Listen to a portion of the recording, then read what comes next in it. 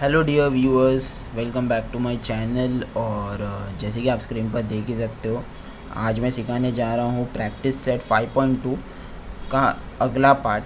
मतलब मैंने एक वीडियो ऑलरेडी बना करके रखा है जिसमें मैंने 1 to 6 क्वेश्चंस थे, वो मैंने अलग वीडियो बनाया। और यहाँ पर 7 to 12 जो है इस वीडियो में मैं आज सॉल्व करने जा रहा हूँ।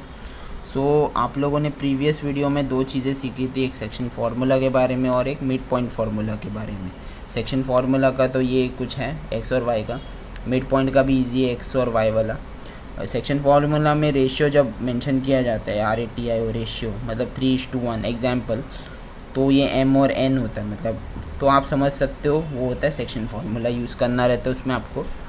और मिड पॉइंट में आपको रेशियोज़ नहीं दिए जाते, तो आप लोग इजीली समझ सकते हो कि वो मिड पॉइंट फार्मूला है। अब यहाँ पर तीसरा टॉपिक आज हम सीखेंगे, वो है सेंट्रॉइड फार्मूला। ठीक है, सेंट्रॉइड फार्मूला में आपको देखो यहाँ x1 x2 की जिक्र हो रही है दोनों में। यहाँ पर x1 x2 x3 भी जिक्र होगा, 3x का जिक्र होगा, 3 y का, y1 y2 and y3। Okay, तो बहुत इजी है। आप सेंट्रॉइड फार्मूला को देख सकते हो, यहाँ पर मेंशन किया हुआ है मैंने। तो ये एक एडिशनल चीज़ है, आज आप लोगों को देखने को मिलेगा। और ये वीडियो थोड़ा सा लेंदी हो सकता है एंड में, बिकॉज क्या है ना कि यहाँ पर आप लोगों को कई सम्स ऐसे भी मिलेंगे जो बहुत ही कॉम्प्लिकेटेड सा हो। तो मैं अपनी तरफ से कोशिश करूँगा कि आप लोगों को मैं बहुत ही सिंपल तरीके से अपनी तरफ से मैं कोशिश करूँ सिखाने के लिए। ठीक है, मैं बुक ओपन करता हूँ। मैंने अपना बुक ओपन नहीं किया था, सॉरी फॉर दैट। 5.2, ठीक है, 5.2 इधर है।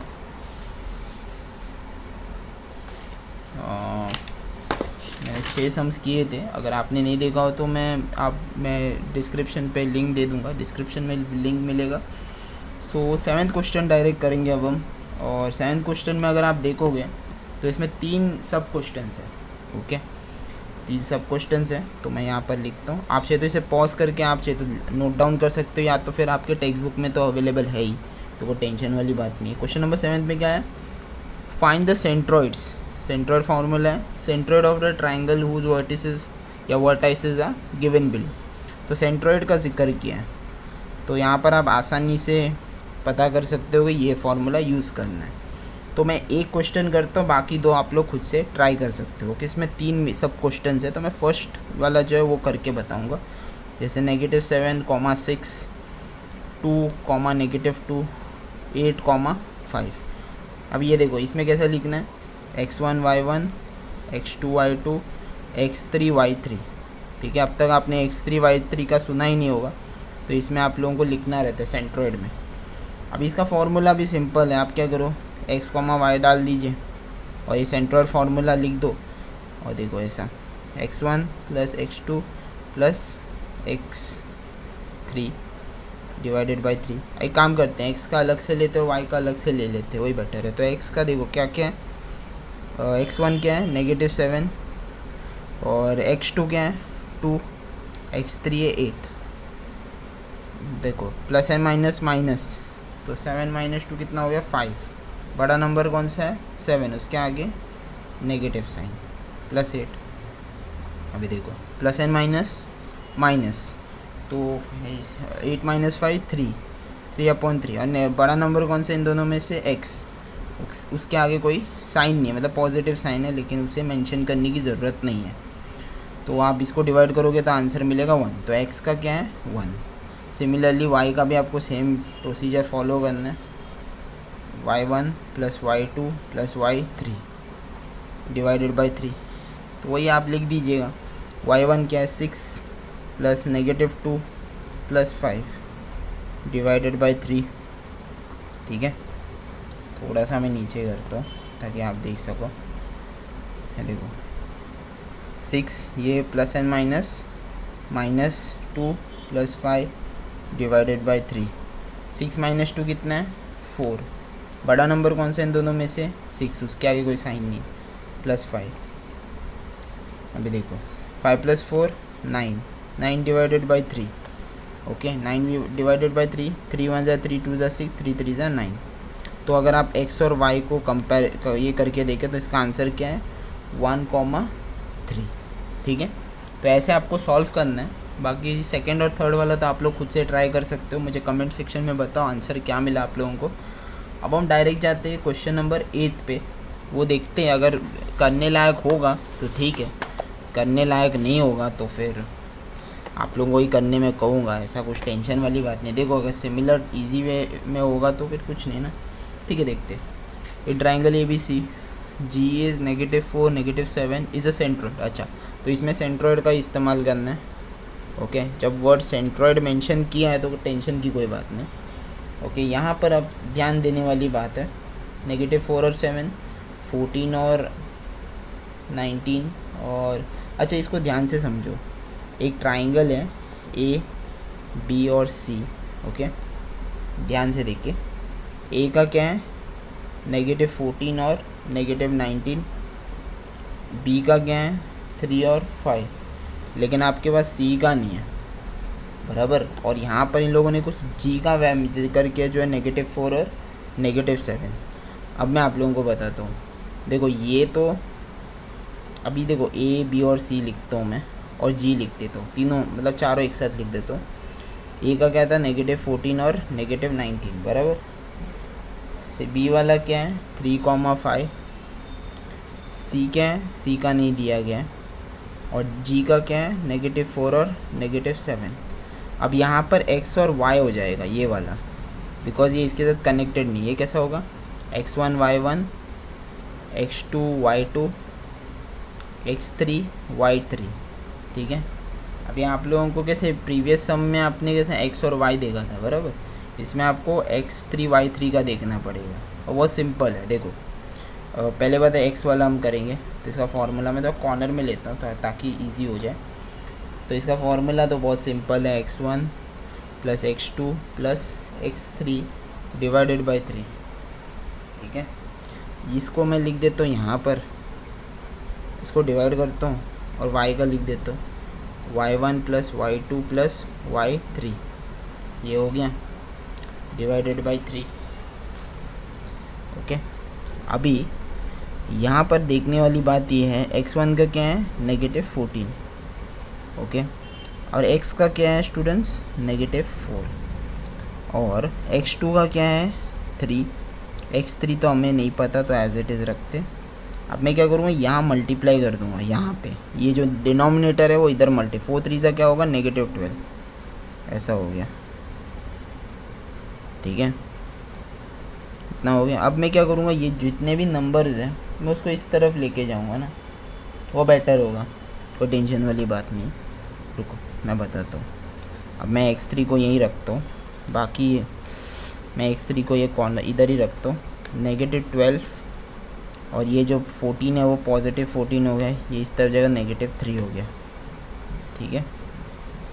अब ये माइनस कर दो, -m + -12 13 14, तो 2 हो गया। बड़ा नंबर कौन सा है 14, उसके आगे पॉजिटिव साइन है, और ये 3।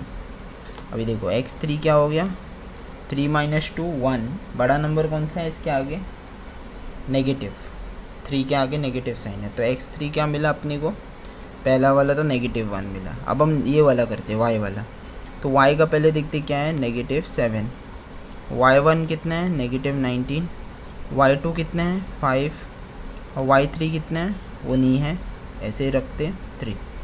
अब यह 7 था तो ये मल्टीप्लाई करेंगे इसकी तरह, 7 3 ज़ा -21 19 5 और y3। अब ये जो y3 है एज इट इज़ इधर ही रखेंगे, ओके, हो गया। और ये जो 21 है ये इस तरफ जाएगा इक्वल्स टू के, तो +19 हो गया, ये इस तरफ जाएगा तो -5, साइन चेंज हो जाते हैं, जो इस तरफ है माइनस करते हैं, ये दोनों -m + -19 2 -5, बड़ा नंबर कौन सा है 21, उसका है नेगेटिव से, -m प्लस 5 + 2 7, बड़ा नंबर कौन सा है 5, उसके आगे नेगेटिव से। तो आप देख सकते हो x3 और y3 का अगर मैं एक साथ जोड़ूँ तो क्या होगा -1 और -7। ओके, तो इसे ऐसे सॉल्व करना है, आप इसे पॉज कीजिए, उसके बाद हम देखेंगे question number 9। Okay, so moving on to question number 9, और क्वेश्चन नंबर 9 में क्या है, A is h6, b is 2,3 and c is -6 और k ये 3 है, मतलब ये सेंट्रॉइड का ही है ऑब्वियस। सेंट्रॉइड जी भी लिखा है इधर जो 1 और 5 है। ओके तो इसमें क्या हो गया, देखो x1 y1, x2 y2 और x3 y3, ठीक है, ये 3 हो गया। और ये x और y हो जाता है बिकॉज ये अलग है, a b और c साथ में और g अलग हो जाता है। इसका फॉर्मूला भी सिंपल है, सेंट्रॉइड का है तो x1 x2 और x3 प्लस करना है डिवाइड बाई 3। x का वैल्यू क्या है स्टूडेंट्स 1, x1 क्या है h, x2 क्या है 2, x3 है -6 डिवाइड बाई 3। ये माइनस हो जाता है ऐसा, ये मल्टीप्लाई कर दो। ओके तो 3 1 से 3 h प्लस 2 -6, h तो वही रहेगा, 3 बाहर इस तरफ रहेगा, मतलब दूर तो नहीं लिख दिया। ओके h इधर ही रहेगा, 3 इतनी जगह पे, ये 2 इस तरफ जाके -2 हो गया और 6 जाके +6 हो गया। ओके अभी 3 - 2 कितना हो गया 1। ओके 1 + 6 बड़ा नंबर कौन सा है 2, उसके आगे कोई साइन नहीं है, और ये 6 + 1 7, तो h का वैल्यू तो हमें 7 मिला। अब हम देखेंगे y का भी सिंपल है, y1 y2 y3 ये तीनों को प्लस करके डिवाइड बाई 3। अब y का क्या है स्टूडेंट्स 5, ठीक है जी, और y1 का क्या है -6, y2 का 3, y3 का k। अब ये सेम फॉर्मेट में ये मल्टीप्लाई कर दो, 5 3 = 15, -6 3 और ये पूरा लिख देना है।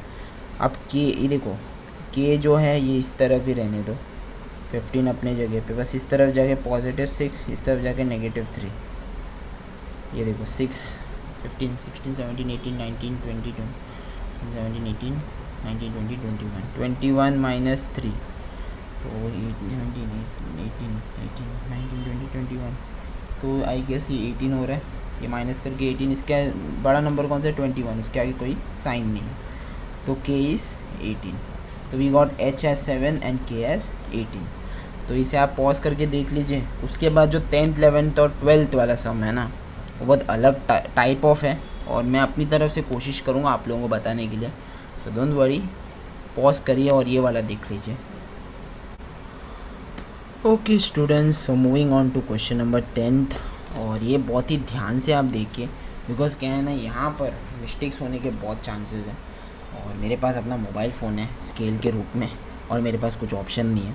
सो देखिए, find the coordinates of the point of trisection. Trisection का मतलब मैं समझा तो एक लाइन जिसके 3 हिस्से होते हैं। ट्राइसेक्शन मतलब क्या होता है, ट्राइसेक्शन का मतलब होता है डिवाइडिंग इनटू 3 पार्ट्स। ओके 3 हिस्से में जब बढ़ जाते हैं उसके होते हैं ट्राइसेक्शन, 3 पार्ट्स में डिवाइड होना। तो मैं सपोज़ एक लाइन बनाता हूँ, ध्यान से देखिए, आई होप यहाँ पर कीज़ नहीं है, नहीं तो ओके हो गया।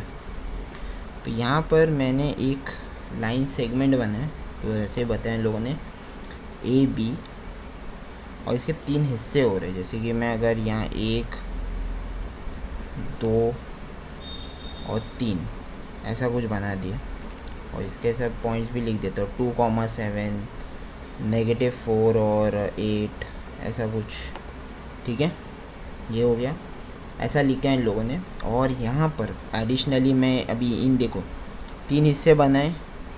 ओके अब ये 2 हिस्से के बीच में एक पॉइंट बनाऊंगा, ये 2 हिस्से के बीच में एक पॉइंट बना दूंगा, ठीक है। तो इसके बाद मैं क्या करूँगा, यहाँ पर मैंने पॉइंट्स प्लॉट किए हैं, तो इसको मैं P और Q दे देता हूँ। ओके लेटर A B हो गया, 3 हिस्से हो गए, 3 हिस्से के बीचों बीच देखो P और Q। अभी कैसे करना है देखो, इन सच अ वे कि ये देखो 1 2 3 4 हो जाते हैं, ठीक है। ट्राइसेक्शन में अगर ट्राइसेक्शन कहते हैं तो इसमें 4 पॉइंट्स आ जाते हैं। एक बात याद रखना, ये ट्रिक 1 2 3 4।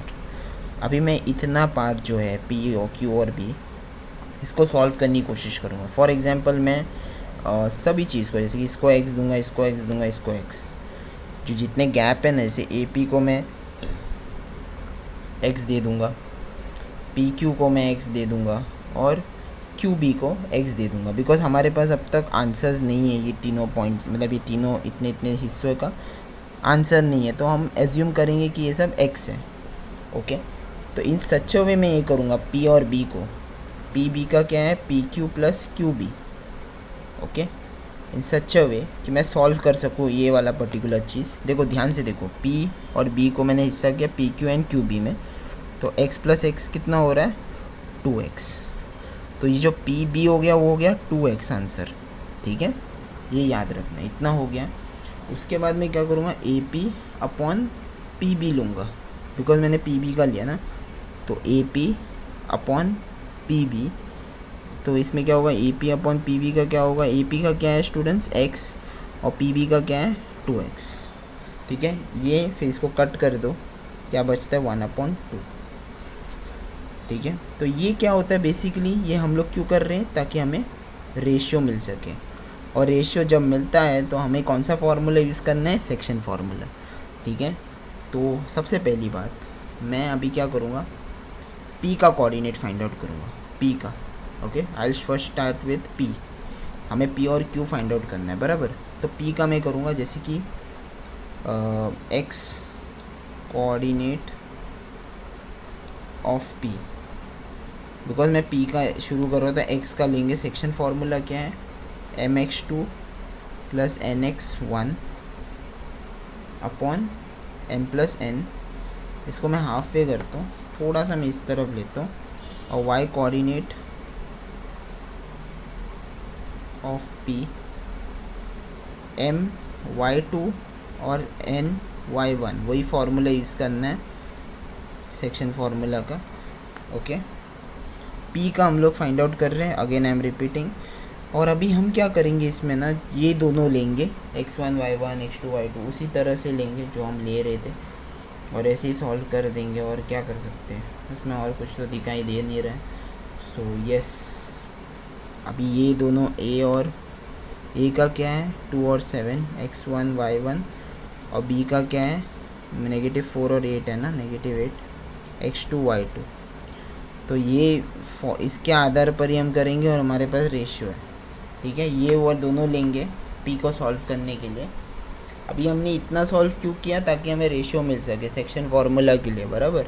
रेशियो के बगैर तो हमें वो m एन n नहीं मिलेगा ना, इसके लिए। देखिए, तो m की जगह मैं 1 डालूँगा, x2 क्या है -4 प्लस n क्या है 2, x1 क्या है 2, x1 क्या है 2, और m प्लस n क्या है 1 प्लस 2। 4 1 ज़ा -4, वही ये मल्टीप्लाई करें, -4 1 ज़ा -4, 2 2 ज़ा 4, 2 प्लस 1 3, 4 माइनस 4 कितना होता है स्टूडेंट्स 0। ये कट करेंगे तो आंसर भी 0 आएगा, तो मैं इधर 0 डाल देता हूँ, मतलब x कोऑर्डिनेट। अब y कोऑर्डिनेट की बारी है, m क्या है 1, y2 क्या है -8 प्लस n क्या है n इज़ 2, y1 क्या है 7, m प्लस n क्या है 1 प्लस 2, 8 1 ज़ा -8, सॉरी ये पेपर ऊपर है, 8 1 ज़ा -8, 7 2 ज़ा 14, 2 प्लस 1 3, इसको माइनस करेंगे 8 9 10 11 12 13 14, 6 हो रहा है, 7 8 9 10 11 12 13 14, बड़ा नंबर कौन सा है 14, उसके आगे कोई साइन नहीं है, 3 2 ज़ा 6, यहाँ पर 2 लिख दो। ये हो गया, p का मिल गया हमें, ऑलराइट। ठीक है, तो हमने p का सॉल्व किया। अब हम q का देखते हैं। q में जो a1 b है, x1 y1 x2 y2 वो सेम होगा, लेकिन जो रेशियो का चीज़ होगा वो थोड़ा अलग होगा। अभी देखो q के बाजू में क्या है QB। ओके, अगर हम पॉइंट q की अगर हम बात करें, नज़दीक में क्या है QB है जो x हो गया। ओके, और QA देखो, ये पूरा देखो, QA को ये करने के लिए क्या हो रहा है AP प्लस PQ, तो x प्लस x कितना हो गया 2x। अगर मैं डिवाइड भी कर दूँ इन दोनों को, बराबर, मतलब देखो ये पहला लूँ, सॉरी ये पहला लूँ और ये पहला लूँ, ऑलराइट, जैसे कि QA अपॉन QB। ठीक है, Q A upon Q B. तो क्यू ए कितना हो गया स्टूडेंट्स, अभी हमने देखा ये दोनों के मिक्स प्लसिंग में क्या हो गया 2x, और क्यू बी क्या होता है x, तो 1 है, तो ये कट होके क्या होगा 2/1। तो यहाँ उल्टा हो रहा है, 2:1 हो रहा है, तो m क्या होगा 2 होगा और n होगा 1। ठीक है, इतना समझ गए। देखो यहाँ पर क्या था सिनेरियो, जो p का पॉइंट था वो किससे ये हो रहा था, एक AP नज़दीक था, ऐसे QB पहले था। ओके, यहाँ पर पहले आएगा AP नज़दीक में, फिर ये पूरा PB आ जाता है। ओके, पहले ये आएगा फिर ये आएगा, इसके लिए वो रेशियो ऐसा मिल रहा है। अब इसमें क्या हो रहा है, यही डायरेक्शन में था तो मैं पहले इसी डायरेक्शन को लूँगा। ओके, याद रखना, देखो पहले ये लिया फिर ये लिया, तो इसमें x मतलब 1:2, ठीक है 1:2। और q में क्या हो रहा है, वही सेम वे में क्यू ए में कितना हो रहा है 2x हो रहा है, 2:2, और क्यू बी उसके बाद आ रहा है 1, तो 2:1 आ रहा है। ठीक है, उसके बाद वही x1 y1 x2 y2 लेना है और वैसे ही सॉल्व करना है जैसे आपने ये सॉल्व किया। Okay, x coordinate of p और x coordinate of q, y coordinate of q, पूरा सॉल्व करना है। जस्ट आपको ये रेशियो जैसा है इधर दिया है वैसे डालना है, बाकी जो a1 x1 y1 x2 y2 है वो एज इट इज़ अप्लाई करना है। बस ये रेशियो का चीज़ आपको देखना है, वो आप खुद से ट्राई कर सकते हो, कोई दिक्कत वाली बात नहीं। ये यूज़ करना है और बस आपको रेशियो ये यूज़ करना है, ना कि 1:2 लेना है, 2:1 लेना है। इस डायरेक्शन में हम अप्लाई कर रहे हैं पहले, फिर उसके बाद सेकेंड डायरेक्शन ये होगा रेशियो में, तो पहले this is to this, this is to this. Okay, नहीं समझे हो तो रिवाइंड करके देख सकते हो। ओके, तो अब हम देखेंगे क्वेश्चन नंबर 12। ठीक है, बराबर से लिख देता हूँ। और देखिए यहाँ पर क्या लिखा है, एक लाइन ड्रॉ करना है अपने को, लाइन सेगमेंट। ओके, बड़ा सा यहाँ पर A और B है, ठीक है, 20 और 10 है, 0 और 20 है। इधर लिखा है इफ़ A ये दिया है और B का है 0 और 20, find the coordinates of the point which divides the segment AB into 5 congruent parts, 1 2 3 4 and 5। ऐसे आपको मार्क करना है। अभी मैंने आप लोगों को क्या कहा था, अभी देखो ये हो गया, फिर इधर इनके बीच में एक पॉइंट आएगा, इनके बीच में एक पॉइंट आएगा, ऐसे पॉइंट्स आते रहेंगे। एक इन दोनों के बीच में एक पॉइंट, दोनों के बीच में एक पॉइंट, ये दोनों के बीच में एक पॉइंट, और ये दोनों के बीच में एक पॉइंट। तो ऐसे 1 2 3 4 ऐसे 4 पॉइंट्स बनेंगे। ठीक है, अभी यहाँ पर कितना बोला है 5 कॉन्ग्रुएंट, तो 1 2 3 4 5 बना है और इन दोनों के बीच में ऐसे पॉइंट्स बने हैं। अभी इसको मैं दे सकता हूँ A B, मैं C D E दे देता हूँ। ठीक है, ये हो गया। और सिमिलरली अब हम क्या करेंगे, जैसे इतने इतने हैं गैप्स, जैसे AC हो गया, CD हो गया, DE हो गया, और EB या BE भी बोल सकते हो, जो भी आपको लगता है वैसा। वेट अ सेकेंड, हमने कोई एक गलती की है। 1 2 3 4 5 1 2 3 4 5 मेरे से कोई गलती हो गई है। वेट अ सेकेंड, CDE ओ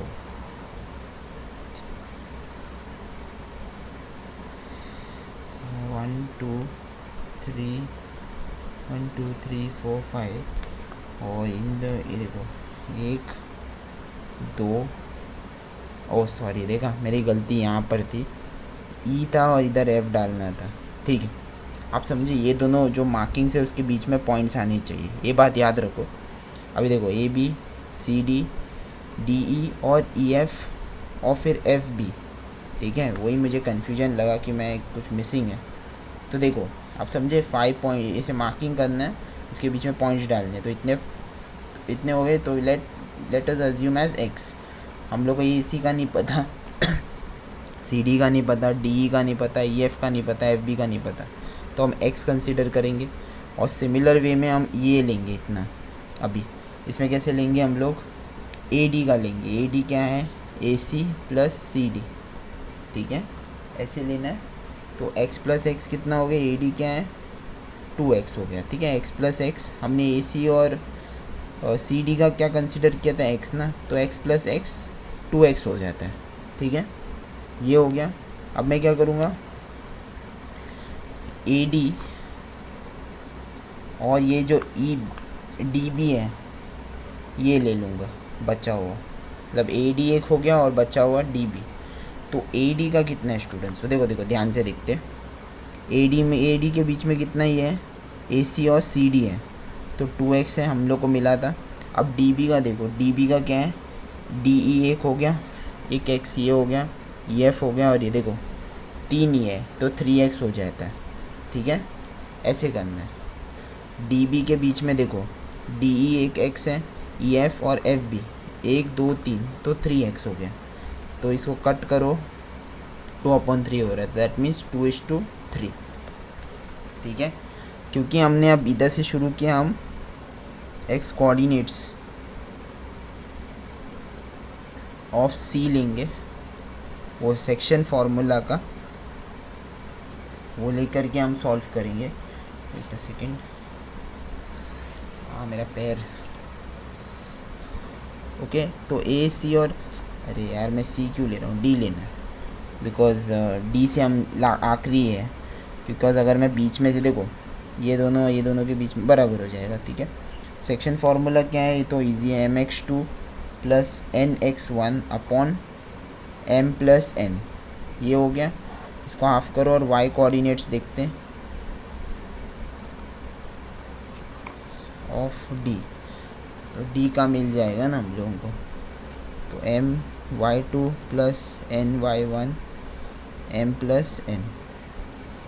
अभी आप लोगों को वही ए बी को x1 y1 20 और 10 है ना, ठीक है, कंफर्म कर रहा हूँ, x1 y1, b का क्या है 0 और 20, x2 y2। ठीक है, फिर ये हो गया m और ये हो गया n। ओके, एज पर ये सॉल्व करते हुए ये m और ये n हो जाता है। अब देखो 2 इंटू x2 क्या है, x2 0 और 3 इंटू x1 क्या है 20, m प्लस n कितना है 2 प्लस 3। ये यही बात रही बात y की, तो 2 इंटू y2 क्या हो जाता है 20, ओके ये 20 है, और 3 इंटू y1 क्या है 10, 2 प्लस 3, 2 0 0 3, ये 60,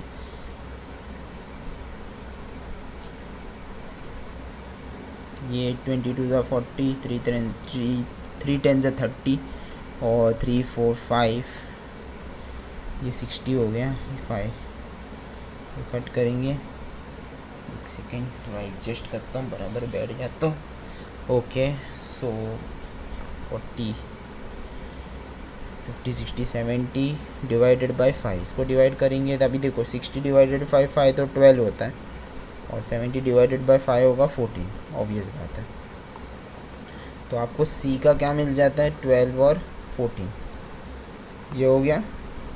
अभी इसके बाद हम ले सकते हैं, अभी देखो इसमें और एक चीज़ है, अब E का अगर आप लोगे, बस जैसे आप लेते जाओगे आपका वो जो रेशियो है ना वो चेंज होता जाएगा। तो मेरे हिसाब से देखो, क्योंकि C के बीच में ये इतना गैप था, बराबर, ओके मैं समझ के चल रहा हूँ A और B x1 y1 x2 y2 था, और ये x और y था। ओके, अगर मैं E का लूँगा तो E के हिसाब से क्या होगा, E के हिसाब से ना ये जो सॉरी, ये हम सेगमेंट डिवाइड करके, बिकॉज ये देखो ए डी था, मैं इस तरह ए सी, वेट अ सेकेंड, यहाँ भी मैंने मिस्टेक किया, A C is equal to C D upon D E लिख दिया, वो गलती हो गई, A D is equal to, okay A C है, ओके ओके ओके मेरी गलती। ई को अगर मैं डिवाइड करूँ तो ए बी के हिसाब से, तो ये जो हो गया 1 2 और 3, ये हो जाता है 3x। देखो अगर मैं ई की बात करूँ इस तरफ वाला, हमेशा इस तरफ का लेते पहला, तो ई के हिसाब से ई कोऑर्डिनेट लिखता हूँ, बिकॉज वो संभाल के करना रहता है, बिकॉज वो रेशियो वाली चीज़ पे फिर गलत हो सकता है। देखो 1 2 3 3, वो x कट हो जाएगा, और n के लिए देखो, n के लिए कितना हो सकता है, ई के बाद देखो 1 1 ओके, 1 और 2, 2, ठीक है। देखो अभी इसमें ई में ए सी और सी डी और डी ई 1 2 3, 3 एक्स है तो 3x हो गया। और यहाँ पर ई के उस तरफ देखो, यहाँ पर ई एफ 1x और एफ बी x, तो 2x हो जाता है, तो x कट। तो अब ये एम एन लिख देंगे, एम एन, और वही x coordinates,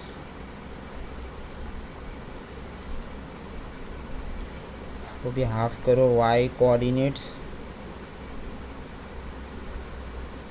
of E, mx2 plus nx1 m plus n, my2 plus ny1 m plus n, ठीक है। उसको वैसे ही करना है। अभी इसमें 3 × x2 क्या हो जाता है, वही ये सेम यूज़ करना है आप लोगों को, ठीक है। इसमें आपको कोई चेंजेस नहीं करने ये वाली चीज़ में, ओके। ये जैसा है वैसा ही यूज़ करो। तो x2 क्या है 0, n क्या है 2, x1 क्या है 20, और ये 3 + 2 है, m क्या है 3, y2 क्या है 20 प्लस n क्या है, n का क्या हो जाता है, ये देखो n का इधर है, 2 × y1 क्या है 10, और ये 3 + 2 अगेन, ऐसा करना है। उसके बाद 3 0 0, 22 40, 3 + 2 5, ये भी 3 + 2 5, 4 2 3 2 60, 22 3 ओके, 3 20 60, और 10 2 20, ये 80 हो जाता है, और ये 40 / 5 हो जाता है। इसको कट करोगे तो 8 5 40, इसको कट करोगे तो 16 5 80। तो आपको ई का वैल्यू मिल गया कोऑर्डिनेट्स, जो है 8 और 16, ठीक है। ये एक हो गया। और अभी आप मिड पॉइंट का यूज़ कर सकते हो, बहुत ईजी है। देखो इसके बीच में देखो ई और बी के बीच में क्या एफ, तो मिड पॉइंट का इस्तेमाल करो, मिड पॉइंट फार्मूला का। और डी के बीच में ई और सी है, तो इस हिसाब से यूज़ कर सकते हो, ओके। मिड पॉइंट है ये, देखो मैं समझाता हूँ। अभी ई का मिल गया बराबर, अभी एफ और डी का बचा है, एफ और डी का बचा है, तो यूज़ मिड पॉइंट फार्मूला तो पता ही है। अभी इसमें ई, जब आप ई एफ का फाइंड आउट करोगे तो ई और बी को यूज़ करो। कौन सा, एफ के लिए क्या यूज़ करोगे, ई और बी को, मतलब x1 y1 x2 y2, ठीक है, इजी है। एफ के लिए क्या यूज़ करोगे, मिड पॉइंट यूज़ करके x1 y1 x2 y2, नज़दीक वाले जो है। और डी के लिए क्या यूज़ करोगे आप, डी के लिए यूज़ करोगे सी और ई, इसको x1 y1 और इसको x2 y2, और मिड पॉइंट का फार्मूला अप्लाई करो, आपको ये दोनों का वैल्यू मिल जाएगा, ओके। तो ये आप ट्राई कर सकते हो, ओके, कुछ ज़्यादा डिफ़िकल्ट नहीं है। तो अब हम देखेंगे आगे का, बाकी कुछ बचा है तो देख लेते, उसके बाद आगे बढ़ते। ओके स्टूडेंट्स, तो अब हम देखेंगे 11th वाला। अब आप सोच रहे होंगे कि मैंने 11th वाला नहीं किया और डायरेक्ट 12th वाला क्यों किया। वो इसीलिए क्योंकि मुझे वो मिड पॉइंट वाला चीज़ ना आप लोगों को समझाना था, इसके थ्रू 12th सम के थ्रू, 12th क्वेश्चन के थ्रू।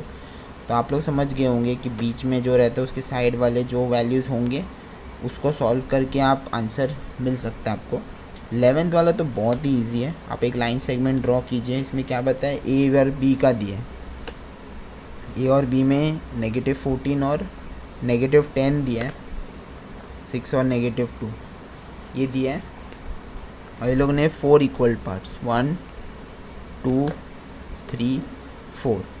अब ये दोनों के बीच में ऐसे डालना है, ये दोनों के बीच में ऐसे डालना है, और ये दोनों के बीच में ऐसे डालना है पॉइंट्स, ओके। फिर ये जो 3 पॉइंट्स मैंने इन दोनों के बीच में ऐसे पॉइंट्स डाले, जैसे हर सम में, हर तीनों सम में आपने देखा ऐसा। तो अभी देखो सी डी और ई लिख दूंगा, ठीक है। अब इसमें सबसे ईजीएस्ट चीज़ क्या है मैं आप लोगों को बताता हूँ। 1 2 3 4 5, अगर आप देखो तो डी एकदम बीच में है, इधर 2 और इधर 2, तो ये मिड पॉइंट के लिए यूज़ किया जा सकता है। ये दो लेकर के, मतलब डी के कोऑर्डिनेट से मैं लिखता हूँ, डी के कोऑर्डिनेट से आप ए और बी का इस्तेमाल कर सकते हो और use mid point theorem. Okay, mid point theorem. Okay, मतलब ये x1 y1 x2 y2 ऐसे लेना है तो आपको डी का वैल्यू मिल जाएगा समथिंग। फिर आप क्या कर सकते हो, सी का यूज़ कर सकते हो। सी के लिए क्या करना है, सी कोऑर्डिनेट के लिए उसमें, मतलब इसमें तो पक्का आपको मिड पॉइंट का इस्तेमाल करना है, लेकिन कैसे करना है, ए और डी, वो इसीलिए क्योंकि ये बीच में है, अभी ये दोनों के बीच में आता है इसके लिए। Okay, and use mid point theorem.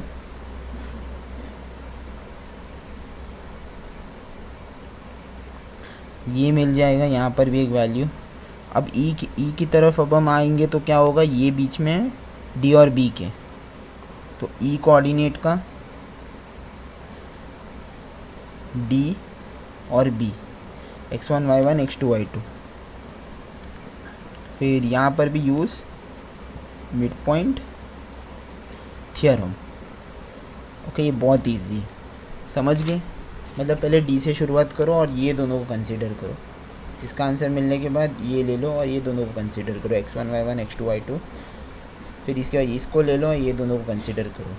इस तरह से आपको तीनों का आंसर मिल जाएंगे, इनके कोऑर्डिनेट्स के आंसर्स मिल जाएंगे। ओके, तो इसीलिए मैंने 12 सम पहले करने का सोचा ताकि आप लोगों को थोड़ा सा तो आइडिया मिले कि कैसे करना है ये सम। आई होप आप लोग समझ गए हो, और मुझे कमेंट सेक्शन में बताया ना कि कैसा मतलब आप लोगों को जमा कि नहीं ये सम करने को, बिकॉज मुझे नहीं लगता आप में से कई लोग उनको तो ये सम करने को बहुत इजी लगेगा, इसीलिए मैंने आप लोगों को खुद से करने के लिए कहा है।